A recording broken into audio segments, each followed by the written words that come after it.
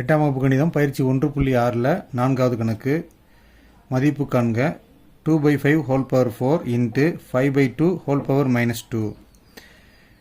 இப்போ அடுக்கில் 4 இருந்தால் 4 முறை இதை விரித்து எழுதணும். அடுக்கில் மைனஸ் இருக்கும்போது விரித்து எழுத முடியாது. மைனஸை ப்ளஸ்ஸாக மாற்றுறதுக்கு பின்னத்தை நம்ம தலைகீழாக மாற்றணும். அதனால் இப்போதைக்கு நம்ம விரித்து எழுத வேணாம். 2/5 அப்படி இருக்கட்டும்.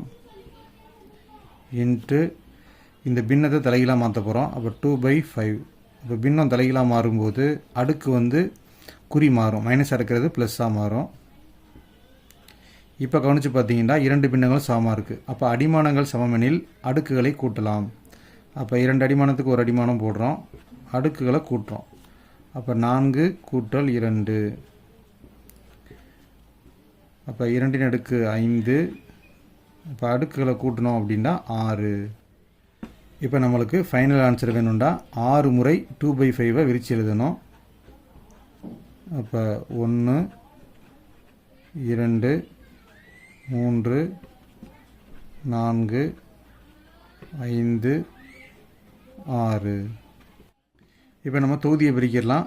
2 4 5 25 இன்ட்டு 2 4 5 25 இன்ட்டு 2 4 5 25. 4 16 16 4ஆல் பெருக்குனா 64 பை 25 இன்ட்டு 25 625. 625 25ஆல் பெருக்குனா 15625. 4/5 whole power -2 divided by 4/5 whole power -3. இப்போ இது ரெண்டையும் நம்ம வகுக்கணும். வகுக்கு முன்னாடி நம்ம வந்து அடிமானத்தை பார்க்குறோம். அடிமானங்கள் 2 வந்து சமமாக தான் இருக்குது. 4/5 4/5. அப்போ அடிமானங்கள் சமமெனில் அடுக்குகளை கழிக்க வேண்டும். அப்போ வகுக்கும்போது அடிமானம் சமமாக இருந்தால் அடுக்குகளை கழிக்கணும். பெருக்கும்போது அடுக்குகளை கூட்டணும். அப்போ 2 அடிமானத்துக்கு ஒரு அடிமானம் போடுறோம். 4/5 அடுக்குகளை கழிக்கிறோம். அப்போ -2 கழிக்கிறதுக்கு ஒரு மைனஸு. ஏற்கனவே இங்கே மைனஸில் தான் இருக்குது 3. 4/5 -2 அப்படியே வச்சுக்கிறோம். Minus into minus plus 3.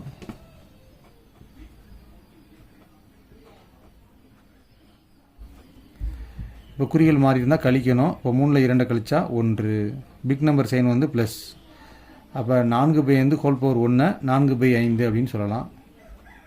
4/5. ரோம் letter 3 2/7 into 1/2 the whole power -3. இங்கே அடிமானங்கள் வெவ்வேறாக இருக்குது. அதனால் நம்ம இந்த பவரை வந்து மாற்றணும். அப்போ பவர் மைனஸ் இருக்கக்கூடாது, ப்ளஸில் தான் இருக்கணும். அதுக்காக இந்த பின்னத்தை தலைகீழாக மாற்றுறோம். 2/7 இன்ட்டு இப்போ பின்னத்தை தலைகீழாக மாற்றினா 2/1. அப்போ மைனஸில் இருக்கிற 3 ப்ளஸ்ஸாக மாறிடும். 2/7 இன்ட்டு 2/1 2 அப்படின்னு சொல்லலாம். அப்போ 2/3. இப்போ பாருங்கள் அடிமானங்கள் சமமாக இருக்குது. 2 அடிமானத்துக்கு ஒரு அடிமானம் போட்டுக்கலாம்.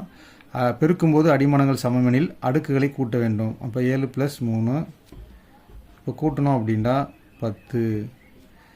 இதை நீங்கள் விரித்து எழுதணும். 2 அடுக்கு 10னா 10 முறை 2 பெருக்கணும். அப்போ 1 2 3 4 5 6 7 8 9 10. அப்போ 3 நம்பரை பெருக்கலாம். 2 4 4 2 8. 2 4 4 2 8. 2 4 4 2 8. 2 அப்படியே வச்சுக்கோங்க. 8 8 64.